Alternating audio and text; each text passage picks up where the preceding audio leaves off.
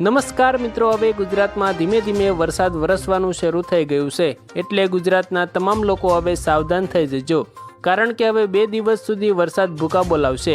હવામાન વિભાગે આગાહી કરી છે કે 2, 3 અને 4 જૂન સુધી ભારે વરસાદની આગાહી કરવામાં આવી છે। આજે પણ ગુજરાતમાં ભારે વરસાદ પડવાનો છે। અત્યારે ગુજરાતના તમામ ખેડૂતો વાવણીની તૈયારી કરી રહ્યા છે, તો તમને જણાવી દઉં કે આગામી 5 જૂને વાવણી લાયક વરસાદ પડે તેવી સંભાવના છે। આશરે 4 થી 5 ઇંચ સુધીનો વરસાદ પડશે।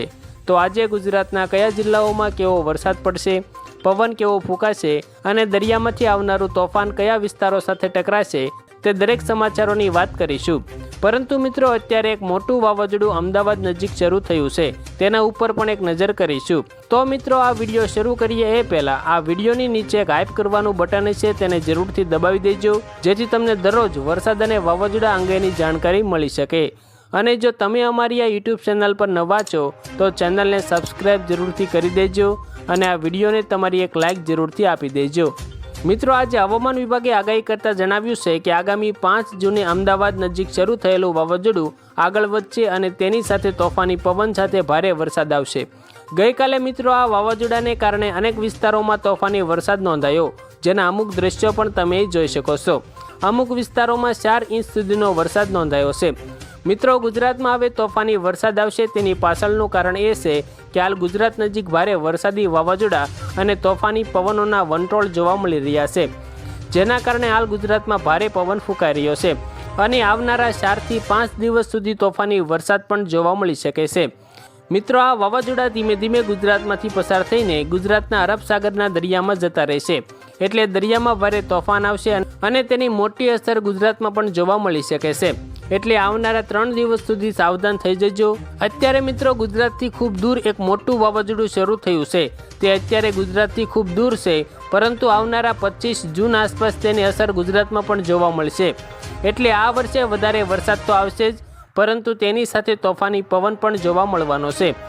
એટલે મિત્રો, ગુજરાત ઉપર 25 જૂન આસપાસ એક મોટો ખતરો જોવા મળશે।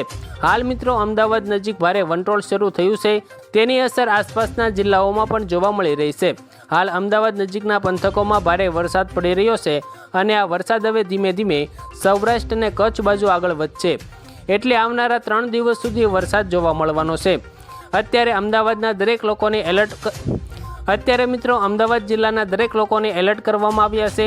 આજે હવામાન વિભાગે ચોમાસું શરૂ થવામાં આવે વાર નથી તેવી આગાહી કરી દીધી છે।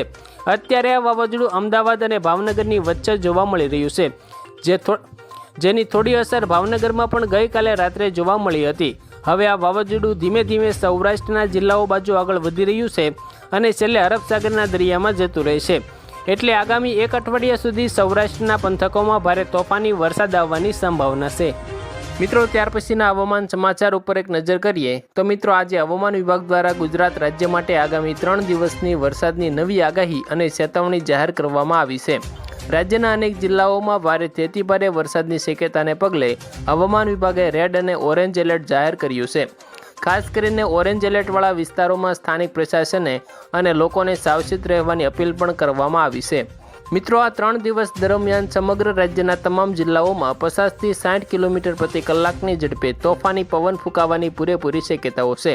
બનાસકાંઠા, પાટણ, મહેસાણા, સાબરકાંઠા, ગાંધીનગર અને અરવલ્લી તેમજ કચ્છ જિલ્લામાં આજે અને આવતીકાલે તીવ્ર વરસાદ સાથે તેજ પવન ફૂંકાવાની આગાહી છે। આ વિસ્તારોમાં મેઘરાજા મન મૂકીને વરસી શકે છે। આ ઉપરાંત ગુરુવારે પણ આ જિલ્લાઓમાં છૂટાછવાયા સ્થળોએ મધ્યમથી ભારે વરસાદ પડવાનું અનુમાન છે। મિત્રો, સૌરાષ્ટ્રના સુરેન્દ્રનગર, રાજકોટ, અમરેલી અને મોરબી જિલ્લામાં આજે ભારે પવન સાથે તીવ્ર વરસાદ પડવાની, જ્યારે આવતીકાલે અને ગુરુવારે અહીં મધ્યમથી ભારે વરસાદ પડી શકે છે। બીજી તરફ દરિયાકાંઠાના વિસ્તારો જેમ કે જામનગર, પોરબંદર, જૂનાગઢ, દ્વારકા અને ગીર સોમનાથમાં આજે અને આવતીકાલે તેજ પવન અને ભારે વરસાદની આગાહી પણ કરવામાં આવી છે। તો આભાર મિત્રો, આજે આપણે ગુજરાતના કેટલાક મહત્વના હવામાન સમાચારો વિશે વાત કરી। તમે જો દરરોજ વરસાદ અને વાવાઝોડા અંગેના સમાચારોની જાણકારી મેળવવા માંગો છો તો અમારી આ યુટ્યુબ ચેનલને સબસ્ક્રાઈબ જરૂરથી કરી દેજો, આ વિડીયોને તમારી એક લાઇક કરી દેજો અને તમારા મિત્રો સુધી આ વિડીયોને શેર કરી દેજો, જેથી તેમને પણ નવા અને તાજા હવામાન સમાચારોની જાણકારી મળી શકે।